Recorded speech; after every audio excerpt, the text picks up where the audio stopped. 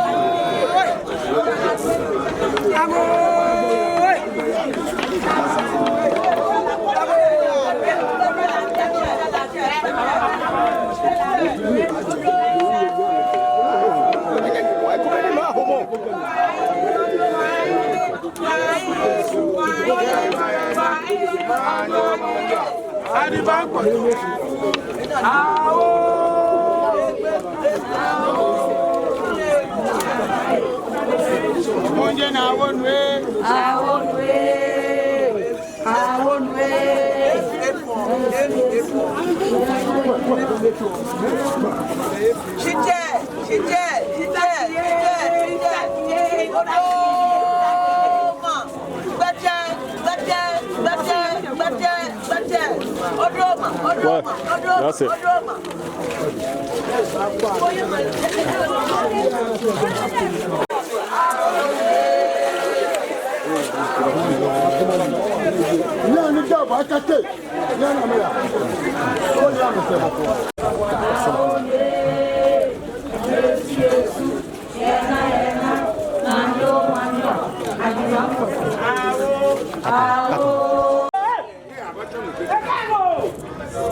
I'm going to go.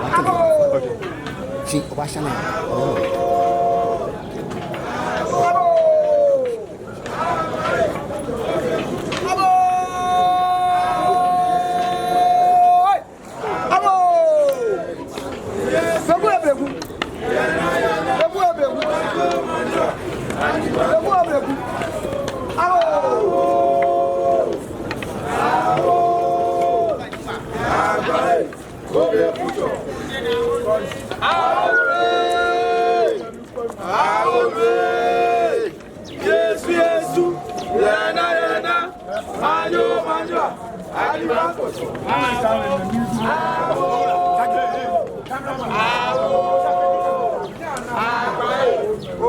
Ready.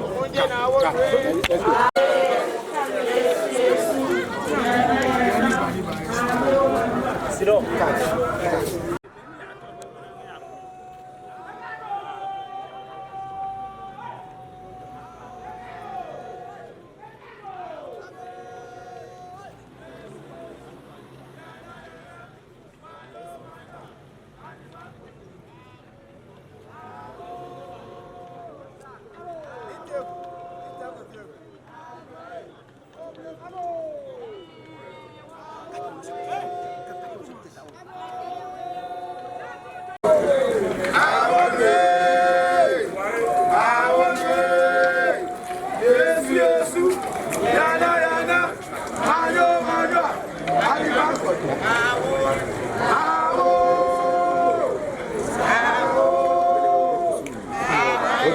Munde na one way.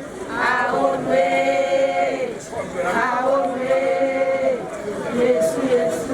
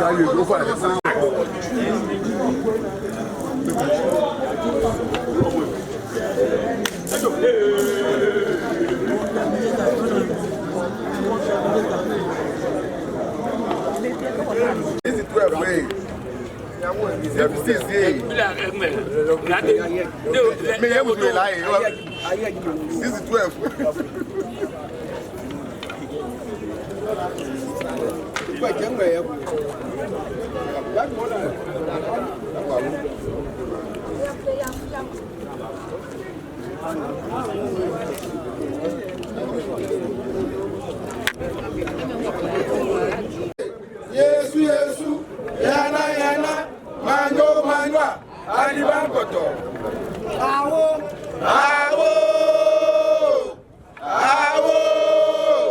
agbaye, obrekuto. Awonwe, Yesu, yana, manwa, alibankoto.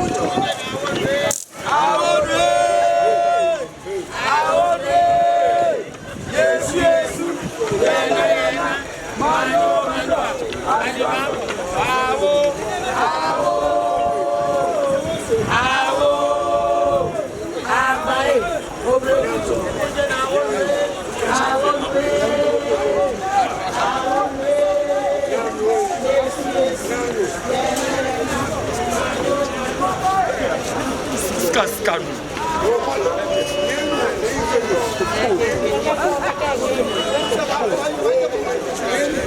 In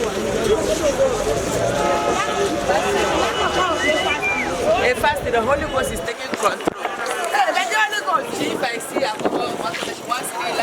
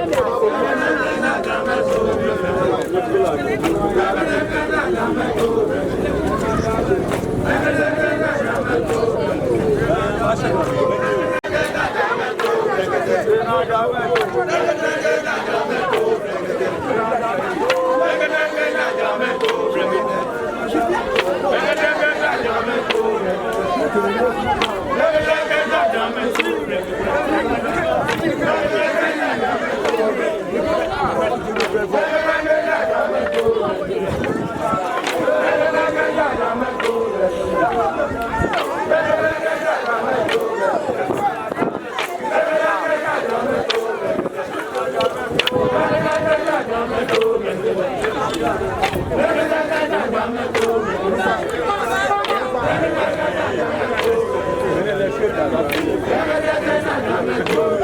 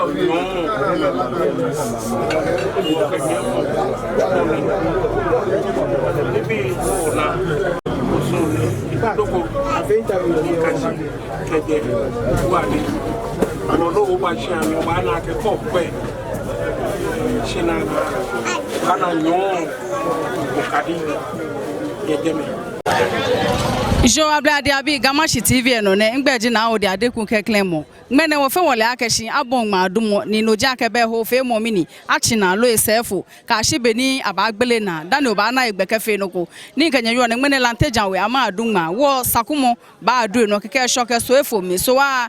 gbese keke ole ho gwa o keke ogba na ede hu e adu no jo ne yo ne nchata ya community wo ma afen ache ye bie ne masumoni lon wakala na sane we ja ko na ke ko kwe ma se we futa ni kewo ye futa wana ke be kuni lilo manye so jino ni yomi ni akele nwe yelumo sa keke nyemi ma chenfe no kwe eye gba hu ne ba kwa ise ja ke ne chon nyemi so ye ke shiane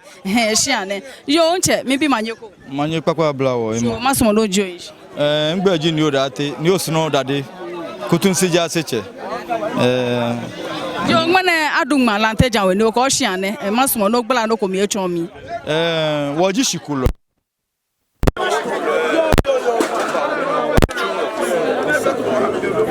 sake mambi fana le akana meyi abo aka amike buku kule awo madu ke abala na kai o mambi eni wonye ma amike wo ha o ya fio na ka o paka 25 ni ake this time round why you a little force ten feel say force a little force will be applied sometimes they can you mla to red ni wonye me police ku ba amba mumu Shimineke mi osondo ade shini dumo ka police yokuba yakusumu ngule ba mi kele ba yimla ba na pilake ni ne eko mo mi na ka kele ke court ni tole kusumu ni ane na ni jeje kele ke o wa fite me kwa musu kusumu wa sa kusumu o aje mi free na ani bashia without no bill akute be discharge o na ni wo ya kusumu o ya mlano o kwanye fight o ba use lete force o pay no go to where ba to go to na ke ka yi mi lo yi mi wo ba wa lo ni bi no so ahe lo to o bo mi le twa wo ba ba yi kebo aka wo chegbe aka ba jibo kosa yi aba jibo beni sa chose ma chose ole ka wo nwe wo nyimo yemu ekuma no aka anya jibo coffee aba anya jibo everybody is accountable for beating we can beat you and be better say ma chose ole onya wo chose amekuma ni wo yi awo gama ko su gama wo pese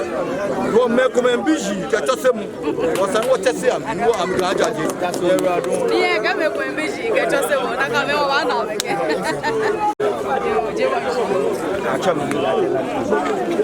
me chomi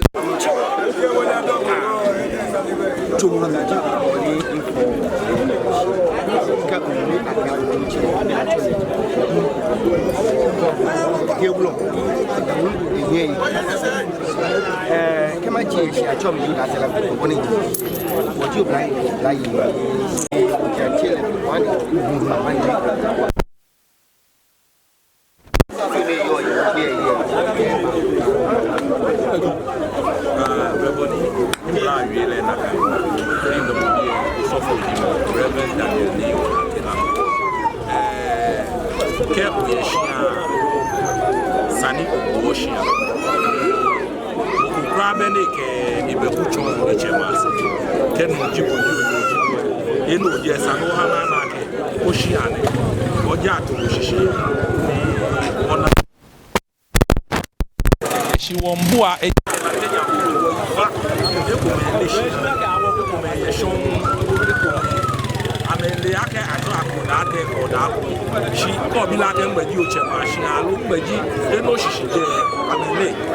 woni mo duro na wo cheku ne ni wo ke bu ala teja go blai yo nu pai ke wo ye ni wo bua ke ha ko mo le shi ha wo bua wo ni bi ni san wo pe ne fi mo ni ji enyo mu e wo pa fai wo nyeme gameni yo kamashi ke he konko na me fita go ai na ke fiti o wo pa fai ni amehe kan kusun ame wo bi koko te ase tegbe ni afe kusun yege bonyo te shoshi shike hye wo no wo nyeme agame mo ame fio ni afiti o wo ga kusun e wo no ni wo yu oji ake wo pa fai ni game ke nyeme fe ni yo bo ni amesumo na me bu ame no ya me wa wo ni wo bu wo no hi ni omanye afe wo no ye afine ye radon wo cha ma hu ye bi e wo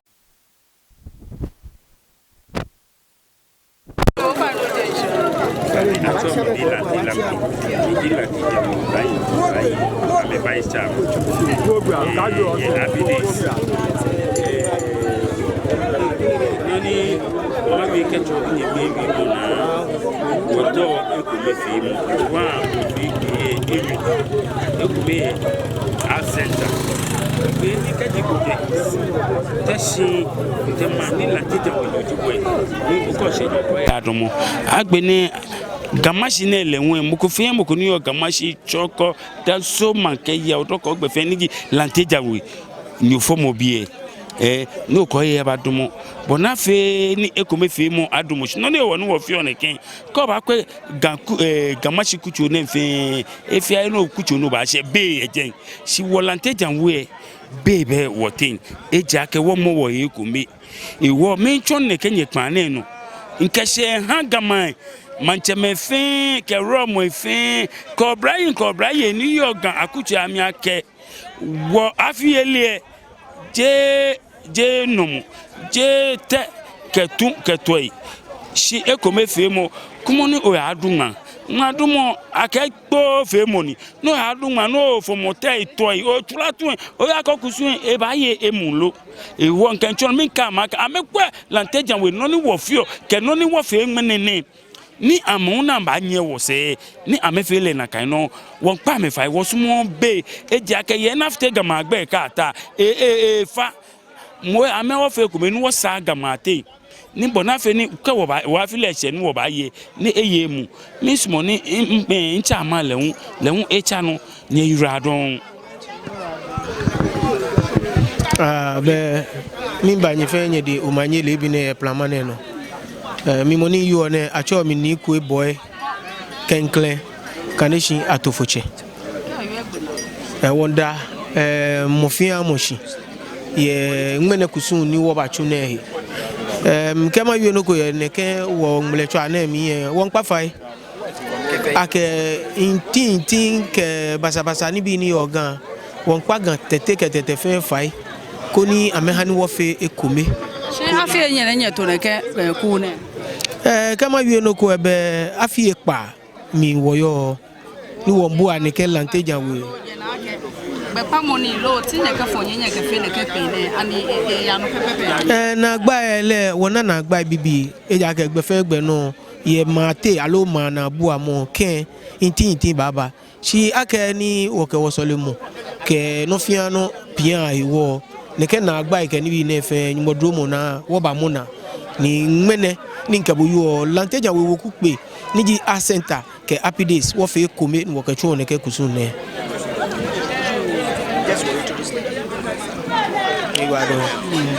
yo wanye minu ya kumoya bia na masmoni ocho I told me knew that mills. Chap market and center. Like they we could pay. We feel like energy it became clean me just say kusun fe money and to be honest me shan lanteja we be fe ni liame ni liama ke lanteja we be menemba na me fe ya bia e wo me shan yo shida pleje no